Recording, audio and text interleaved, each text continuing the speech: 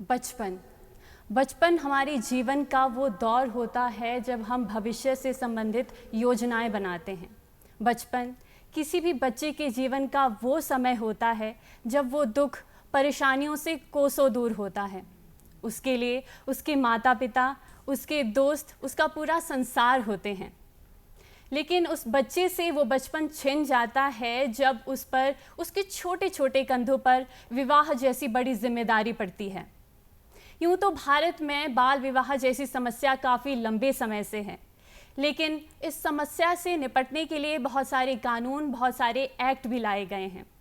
फिर भी आज ये समस्या हमारे सामने खड़ी है। क्या है ये बाल विवाह? किस तरह इस समस्या से निपटा जा सकता है?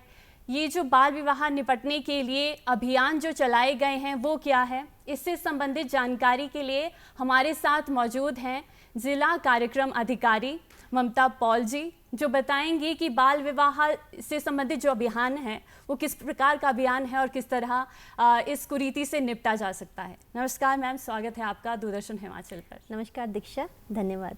जी, सबसे पहले मैम इसकी जो निटिग्रिटीज़ हैं थोड़ा उसके बारे में हम जानना चाहेंगे कि बाल विवाह आखिर होता क्या है और किस एज ग्रुप के अगर बच्चों को हम कंसीडर करेंगे कि वो बाल विवाह के अंतर्गत आ सकते हैं। देखिए, सबसे पहले ये समझना ज़रूरी है कि बाल या बच्चे किसे कहते हैं। जी, तो अगर हम यूनिसेफ की डेफिनेशन की बात करें तो 18 साल की आयु से कम व्यक्ति को हम बच्चे की श्रेणी में लेते हैं। जी। लेकिन अगर हम बाल विवाह अधिनियम की बात करें, बाल विवाह कानून की बात करें, तो इसके अंतर्गत कोई भी जो बच्ची है, लड़की है, उसकी आयु यदि 18 वर्ष से कम है और अगर कोई बच्चा है, पुरुष है, उसकी आयु 21 वर्ष से कम है और उनकी अगर शादी होती है तो उसे हम बाल विवाह के रूप में परिभाषित करते हैं। जी, तो बच्चियों की उम्र 18 वर्ष रखी गई है और पुरुषों की उम्र 21 वर्ष रखी गई है। तो क्या कारण रहा होगा कि महिलाओं की उम्र कम और पुरुषों की उम्र अधिक रखने का? थोड़ा इस पर प्रकाश डालिए। देखिए, जैसे कि आपने कहा, बाल विवाह एक सामाजिक बुराई है, ये एक सामाजिक कुरीति है, साथ ही साथ ये एक अपराध भी है। अगर हम बाल विवाह की बात करें तो हमारे अगर देश की बात करें तो काफ़ी लंबे समय से बाल विवाह की जो प्रथा है वो चली आ रही है। पुराने समय की अगर हम बात करें तो सबसे पहले इसके लिए जो एक कानून लेकर के आए थे वो 1929 में आया था। बाल विवाह निषेध जो कानून था, चाइल्ड मैरिज रिस्ट्रेंट एक्ट, वो 1929 में लेकर के आए थे, जिसे हम शारदा एक्ट भी कहते हैं। और इस एक्ट में तो जो लड़की की मैरिजेबल एज थी, जो वैध मानी गई थी, वो केवल 14 वर्ष थी और जो बॉयज़ हैं उनके लिए ये एज 18 वर्ष थी। लेकिन समय के साथ साथ जब ये समझा गया कि बाल विवाह बच्चियों के लिए ठीक नहीं है तो कई संशोधन जो है इन कानूनों में किए गए। और अगर 1978 की बात करें तो उसमें एक संशोधन हुआ जिसमें कि लड़कियों की जो मैरिजेबल एज जिसको वैध माना गया वो 18 वर्ष की गई और जो बच्चे हैं उनके लिए ये 21 वर्ष की गई, पुरुषों के लिए। जी, तो ये बदलाव समय के साथ लाया गया है, क्योंकि पहले 14 और 18 वर्ष जैसे आपने बताया हुआ करती थी, लेकिन समय के साथ इसमें बदलाव आया और बच्चियों की आयु 18 वर्ष तथा बच्चों की आयु 21 वर्ष कर दी गई। मैम, वर्तमान समय में हमने सुना था कि इसके संबंधित कुछ अधिनियम भी लाए गए थे कि जो बच्चियों की उम्र है वो 21 वर्ष करने का प्रयास किया जा रहा है। जी, ये हिमाचल प्रदेश अमेंडमेंट एक्ट हम इसे कहेंगे, prohibition of child marriage Himachal Pradesh amendment act, ये 2024 में आया था। इस पे जो हमारी विधानसभा है उसमें इसे पारित किया गया इस बिल को, लेकिन अभी ये बिल नोटिफाई नहीं हुआ है। इसमें जेंडर इक्वालिटी को सामने रख करके कि गर्ल्स जो हैं वो पुरुषों के बराबर है, तो क्यों ना उनकी जो एज है मैरिजेबल उसको भी 21 साल कर लिया जाए, ताकि जो महिलाएं हैं, बच्चियां हैं, उनकी शिक्षा पे कोई प्रभाव ना पड़े, उनके स्किल डेवलपमेंट पे कोई प्रभाव ना पड़े, वो आगे जाकर आजीविका अपनी कमा सकें, वो इस एज तक आ पाएँ कि वो शादी के लिए पूरी तरह से तैयार हों। जी, और उन्हें बहुत ज़्यादा समय मिल सके, जो अपनी शिक्षा वो अधूरी छोड़कर विवाह के बंधन में बन जाती हैं। तो अगर 21 वर्ष ये उम्र का दायरा बनता है तो इससे महिलाओं को बहुत ज़्यादा लाभ हम देख सकते हैं भविष्य में हो सकता है। जी बिल्कुल। ये सिर्फ हिमाचल में नहीं बल्कि स्टैंडिंग कमेटी के द्वारा जो भारत सरकार है वहाँ पे भी इस संशोधन की मांग जो है वो की गई है, लेकिन अभी ये स्टैंडिंग कमेटी के सामने पेंडिंग है। तो सूनर और लेटर हम एक्सपेक्ट करेंगे कि जो विवाह की आयु गर्ल्स के लिए भी है वो भी 21 वर्ष हो जाए। और हम ज़रूर ये चाहेंगे कि ये बहुत जल्दी ये जो अधिनियम है ये पारित हो जाए और गजट में भी इसका जो निष्पादन हो जाए, ताकि ये सब चीज़ें जो जिसके बेनिफिट्स हैं वो महिलाओं तक पहुंच सकें। बिल्कुल। जैसे prohibition of child marriage act 2006 की अगर हम बात करें, उसमें जो संशोधन हुआ था 1929 के कानून का, उसी एज को जो है वो लिया गया। लेकिन 1929 का एक्ट जो है वो 2006 से कैसे अलग है? 1929 के एक्ट में जो प्रावधान थे, कानूनी प्रावधान, वो चाइल्ड मैरिज को रोकने पे ज़्यादा कंसंट्रेट करते थे। लेकिन जो 2006 में नया कानून आया है चाइल्ड मैरिज का, उसमें जो सिफारिशें थी, चाहे वो नेशनल कमीशन फॉर विमेन की सिफारिशें थी, चाहे वो ह्यूमन राइट कमीशन की वार्षिक रिपोर्ट में जो उन्होंने सिफारिशें दी थी, उन सब सिफारिशों को लगाया गया और उसके अनुसार जो चाइल्ड मैरिजेस है उनको एक अपराध माना गया। और साथ ही साथ कुछ और भी सुझाव दिए गए, जैसे कि चाइल्ड मैरिज प्रोहिबिशन ऑफिसर्स, उनकी नियुक्ति को अनिवार्य माना गया। और कुछ और प्रोविजंस की, जैसे अगर चाइल्ड मैरिज होती है तो क्या वो वैध है, क्या वो अवैध है, क्या उसे वॉइड माना जाएगा, ये सारे प्रोविजंस भी उसमें जो हैं वो ऐड किए गए। जी। और जैसे आपने 2006 वाले एक्ट की बात की तो उसमें बहुत सारे नए प्रोविजंस ऐड किए गए हैं, लेकिन मैम इसके जो हम ग्राउंड लेवल पर उसके इतने प्रभाव हमें देखने को नहीं मिलते हैं, क्योंकि इतना लंबा समय हो चुका है इस एक्ट को आए हुए भी। लेकिन आज भी हम देखते हैं विभिन्न रिपोर्ट्स में ये बताया जाता है, चाहे यूनिसेफ की हम रिपोर्ट देखते हैं तो भारत में अभी भी लगभग 15 लाख के करीब जो बच्चियां हैं उनकी शादी 18 वर्ष से पहले हो जाती है। तो इतना ये बहुत बड़ा एक नंबर है। तो इस एक्ट के आने के बावजूद क्या कारण ऐसे होते होंगे कि ये जो समस्या है अभी भी इतनी विकराल रूप धारण किए हुए है? देखिए, भारत में पूरी दुनिया के लगभग 19% बच्चे रहते हैं जी। और अगर हम बाल विवाह की बात करें तो लगभग 1/3 बाल विवाह जो पूरी वर्ल्ड में होते हैं, 1/3 वो सिर्फ भारतवर्ष में हो रहे हैं जी। एक रिपोर्ट के अनुसार ये भी हम कह सकते हैं कि हर 5 में से 1 लड़की का विवाह, जो पिछले आंकड़े थे, वो बाल विवाह के रूप में भारत में हो रहा है। तो अगर हम कारणों की बात करें तो मुझे लगता है सबसे बड़ा इसका जो कारण है वो गरीबी है। अपने आर्थिक बोझ को कम करने के लिए जो माँ बाप है वो चाहते हैं कि अपनी बेटी की शादी जो है वो जल्दी से कर लें, ताकि उन पे जो उस बेटी की वजह से बोझ पड़ रहा है, इकोनॉमिक बर्डन, उसको वो कम कर सकें जी। तो महिलाओं को एक तरह से लाइबिलिटी समझा जाता है, क्योंकि उनको दान ही करना है तो क्यों उनकी शिक्षा पर इतना जो पैसा वेस्ट होता है वो क्यों किया जाए। इससे अच्छा उनकी शादी पहले कर उस खर्चे से बचा जा सकता है। बिल्कुल बिल्कुल। इसका दूसरा कारण अशिक्षा भी है। जहाँ पे गरीबी है वहाँ पे अशिक्षा भी है। तो अशिक्षित जो अभिभावक हैं वो इस बात को शायद नहीं समझ पाते हैं कि बच्चियों की शिक्षा कितनी ज़रूरी है, बच्चियों को आगे बढ़ाना कितना ज़रूरी है। ये भी एक कारण है। दूसरा कारण है असुरक्षा की भावना। उन्हें ये लगता है कि बेटी कहीं आगे जाकर यौन शोषण का शिकार ना हो जाए, क्योंकि ये एक सामाजिक, हम कहेंगे, टैबू भी है कि पेरेंट्स डरते हैं कि अगर बच्ची के साथ कुछ ऐसा होता है तो समाज में उन पर उंगली उठाई जाएगी।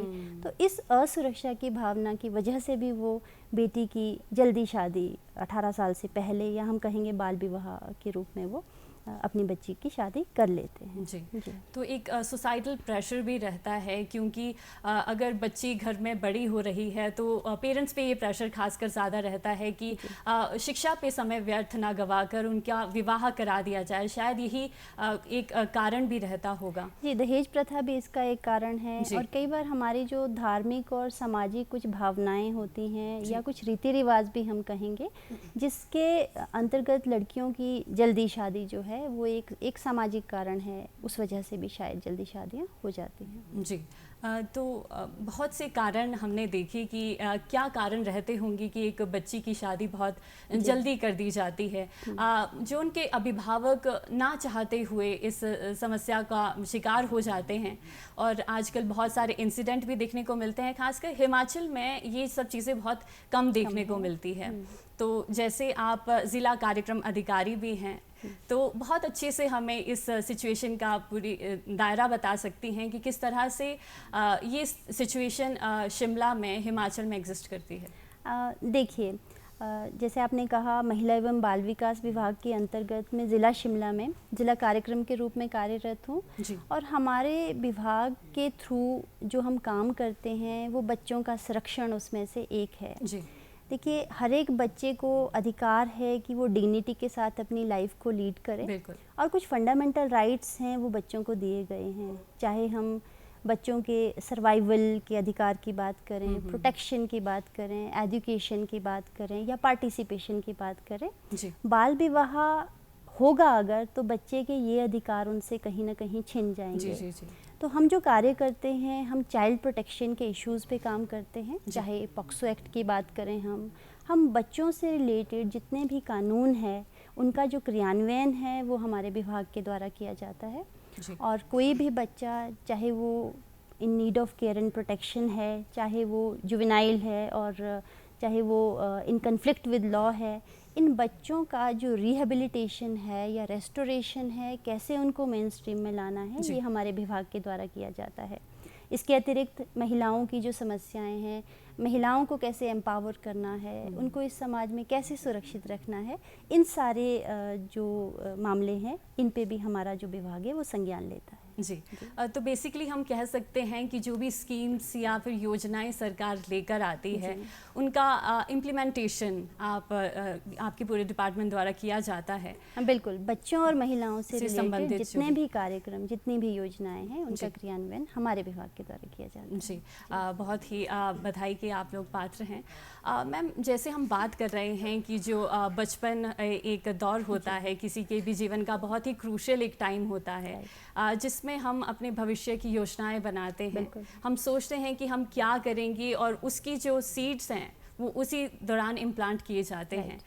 पर जब ये क्रूशियल टाइम बच्चे से छिन जाता है, चाहे वो बाल विवाह के कारण होता है, उसके फंडामेंटल राइट्स जो आपने बात की वो बच्चे से छिन जाते हैं, तो ऐसे में क्या क्या और दुष्परिणाम देखने को मिलते हैं बाल विवाह के कारण? देखिए, बाल विवाह को अपराध इसलिए माना गया है क्योंकि इसमें बच्चों का यौन शोषण भी होता है। जी। क्योंकि 18 वर्ष से कम आयु के बच्चे के साथ यौन संबंध बनाना एक अपराध माना गया है। चाहे हम भारतीय न्याय संहिता की बात करें, चाहे हम protection of children from sexual offences जो एक्ट है उसकी बात करें, इसमें इसे एक अपराध माना गया है।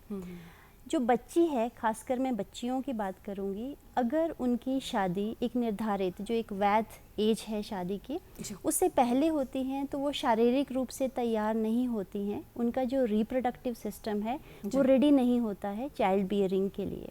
तो अगर उनकी शादी इस एज से पहले होती है तो वो कंसीव करेंगी, तो देयर आर चांसेस, इस तरह के चांस रहेंगे कि IMR का रेट जो है वो बढ़ जाएगा, जो मैटरनल मॉर्टेलिटी रेट है वो भी बढ़ सकती है।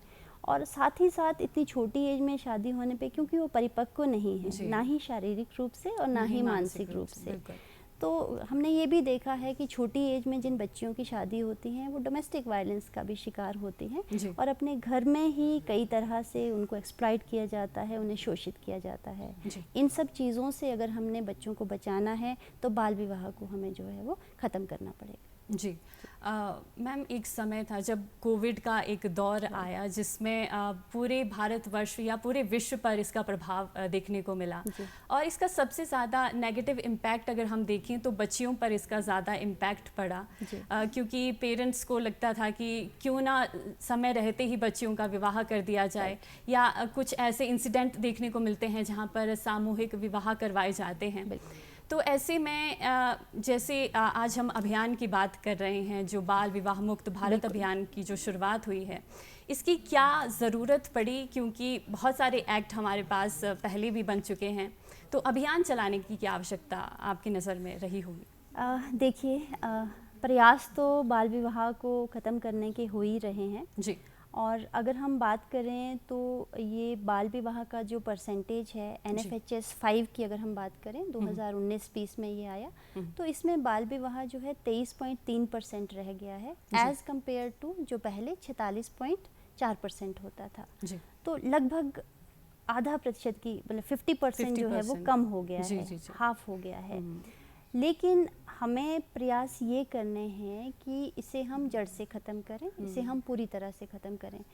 तो एक अभियान चलाया गया, क्योंकि अभियान की ज़रूरत कब पड़ती है, जब हम फोकस्ड वे में किसी एक पर्टिकुलर इशू को ख़त्म करने के लिए मिल कर के काम करते हैं, तो उसे हम एक अभियान कहते हैं। तो अभियान की ज़रूरत इसलिए है, हम एक विकसित भारत की बात करते हैं 2047 तक, और अगर हम सस्टेनेबल डेवलपमेंट गोल्स की बात करें 2030, तो उसमें हमने ये प्रण लिया है, एक संकल्प लिया है कि 2030 तक हम अपनी जो चाइल्ड मैरिजेज़ है, बाल विवाह है, उसको ख़त्म करेंगे, जड़ से ख़त्म करेंगे। तो उसके लिए एक अभियान की आवश्यकता तो है, और अभियान के रूप में अगर हम इसे चलाएंगे तो निश्चित रूप से हम जो है इस प्रयास में सफल भी होंगे। जी। और बहुत ही महत्वपूर्ण आपने बात की, जो सस्टेनेबल डेवलपमेंट गोल्स की आपने बात की, जिसमें 5.3 बेसिकली बिल्कुल बाल विवाह की ही बात करता है, और जिसे 2030 तक अचीव करने का प्रयास पूरे देश लगातार कर रहे हैं, जिसमें भारत का एक प्रयास है इस अभियान के माध्यम से कि जो हमारे देश की 50% जो जनसंख्या है उसको विकास में उसका इस्तेमाल किया जा सके, ना कि उसकी इस पोटेंशियल को केवल विवाह के कारण उसे दबा दिया जाए। तो एक बहुत ही महत्वपूर्ण एक कार्य है, बहुत ही महत्वपूर्ण एक अभियान ये चलाया गया है। तो अगर इसकी प्रोविजंस की हम बात करते हैं, क्योंकि कुछ इसमें डायरेक्टेड कुछ एक अप्रोच ली गई होगी, तो उन प्रोविजंस के बारे में थोड़ा हम जानना चाहेंगे। देखिए, ये सप्लीमेंट करता है 2006 का जो हमारा एक्ट है, prohibition of child marriage act, उसके जो प्रोविजंस हैं उनको ही ये सपोर्ट करता है, उनको ही सप्लीमेंट करता है। तो इससे पहले कि हम इसके क्या उद्देश्य हैं जो कैंपेन है इन पे आए, 2006 का जो हमारा कानून बना है उसमें क्या प्रोविजंस हैं, हमें उनको समझना भी ज़रूरी है। तो 2006 का जो कानून बना है उसमें चाइल्ड मैरिज का अगर पता लगता, उसमें सबसे पहले ये बताना चाहूँगी कि हमारे ही विभाग में जो बाल विकास परियोजना अधिकारी हैं जो कि ब्लॉक लेवल पे काम करते हैं, उन्हें हिमाचल सरकार द्वारा नोटिफाइड किया गया है as child marriage prohibition officers.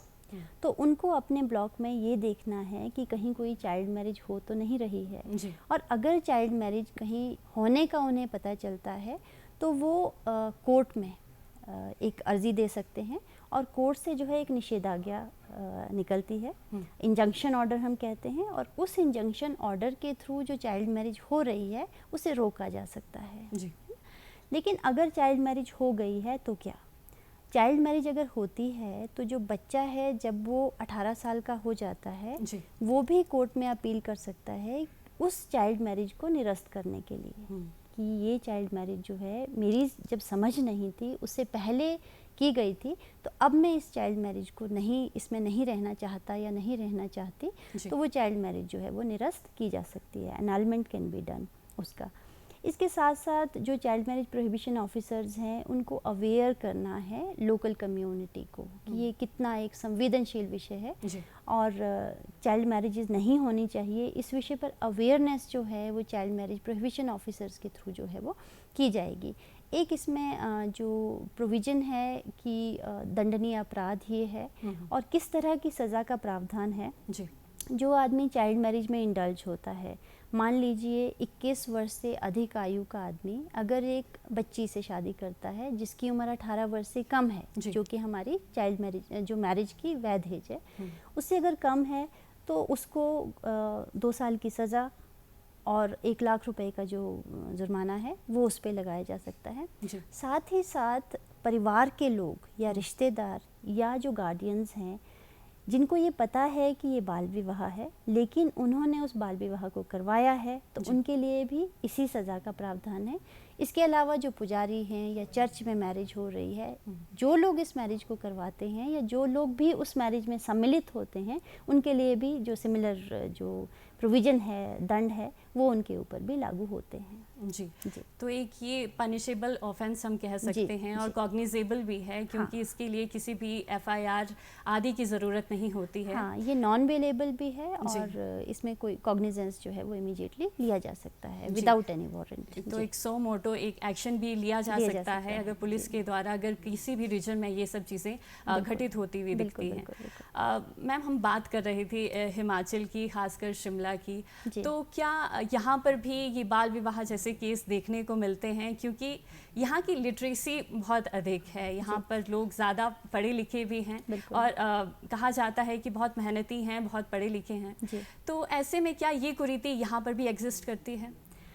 देखिए, जो समाज में कुछ कुरीतियाँ ऐसी हैं वो इंडिविजुअल टू इंडिविजुअल उन पे डिपेंड करता है कि वो उसको किस सोच के साथ देख रहे हैं। अगर हम हिमाचल को कंपेयर करेंगे बाकी स्टेट से, क्योंकि हमें मालूम है कि जब ये अभियान शुरू किया गया तो ये 7 ऐसे जो प्रदेश हैं, स्टेट्स हैं, उनमें शुरू किया है जहाँ पे हाई बर्डन था चाइल्ड मैरिजेस का, और उसके साथ साथ जो एस्पिरेशनल डिस्ट्रिक्ट थे 300 के करीब, उन एस्पिरेशनल डिस्ट्रिक्ट में ये इनिशियली अभियान जो है उसको लेकर के आए थे, ताकि वहाँ पे जो हाई बर्डन है चाइल्ड मैरिजेस का उसको कम किया जा सके। तो अगर हम कंपैरिजन करेंगे बाकी स्टेट्स के साथ हिमाचल का, तो चाइल्ड मैरिजेस के इंसिडेंट्स जो रिपोर्टेड हैं उनका नंबर बहुत कम है। अभी 2021 का एक आंकड़ा है तो 5 चाइल्ड मैरिजेस जो हैं वो रिपोर्ट की गई थी। और लेकिन रिपोर्टिंग के लिए काफ़ी जो फॉर्मेट्स है या प्लेटफॉर्म्स हैं उनको सामने लेकर के आए हैं, जैसे कि एक पोर्टल बनाया गया है, बाल विवाह मुक्त भारत पोर्टल। तो उस पर कोई भी व्यक्ति बाल विवाह अगर कहीं हो रहा है तो उसको रजिस्टर कर सकता है या उसकी कंप्लेंट कर सकता है। इसके साथ साथ चाइल्ड लाइन, इसका हमारे विभाग के द्वारा ही चाइल्ड लाइन को चलाया जाता है।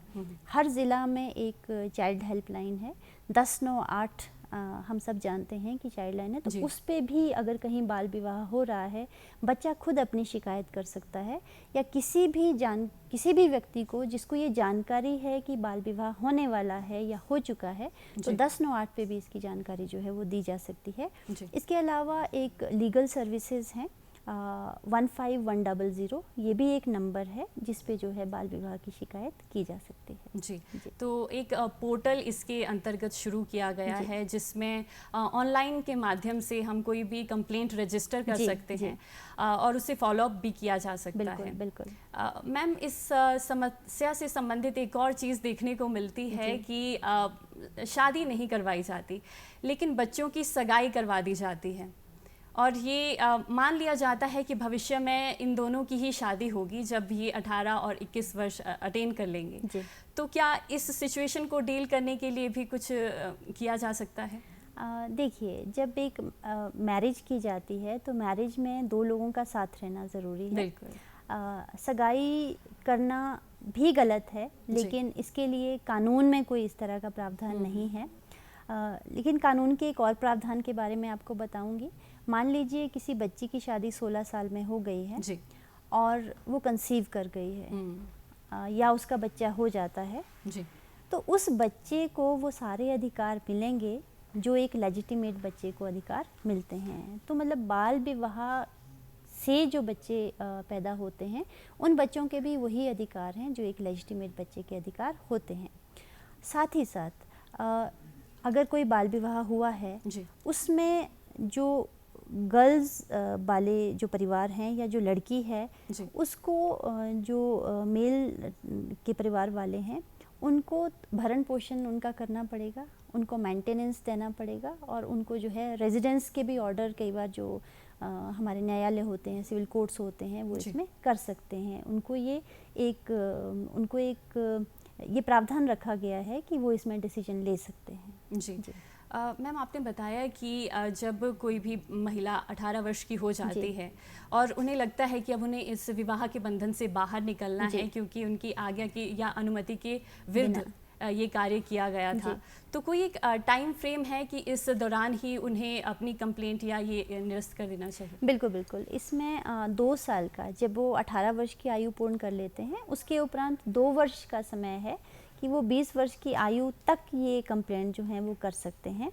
लेकिन जैसे हिमाचल प्रदेश में जो संशोधन विधेयक करने की बात कर रहे हैं, उसमें क्योंकि जो महिलाओं की आयु है शादी की वो 21 वर्ष कर दी जाएगी, तो ये जो टाइम फ्रेम है, ये जो पीरियड है वो 23 वर्ष तक का जो है तो ये 23 वर्ष का हो जाएगा। जैसे आपने बताया कि 2 वर्ष अधिक किया गया है, चाहे अगर अभी जैसे 18 वर्ष की आयु है तो उसमें 2 साल के अंतर्गत अगर आप उसको निरस्त करवाना चाहते हैं तो वो किया जा सकता है। और ये बहुत ही महत्वपूर्ण जानकारियाँ हैं जो भी किसी को भी जाननी चाहिए, और आपने बहुत ही महत्वपूर्ण जानकारी हमारे साथ साझा की। मैम, आपका शो में आने के लिए बहुत बहुत धन्यवाद। धन्यवाद, thank you so very much. तो दर्शकों, देवांशी कार्यक्रम में मेरे साथ आज बस इतना ही। आप देखते रहिए डीडी हिमाचल। हमें दीजिए आज्ञा। नमस्कार।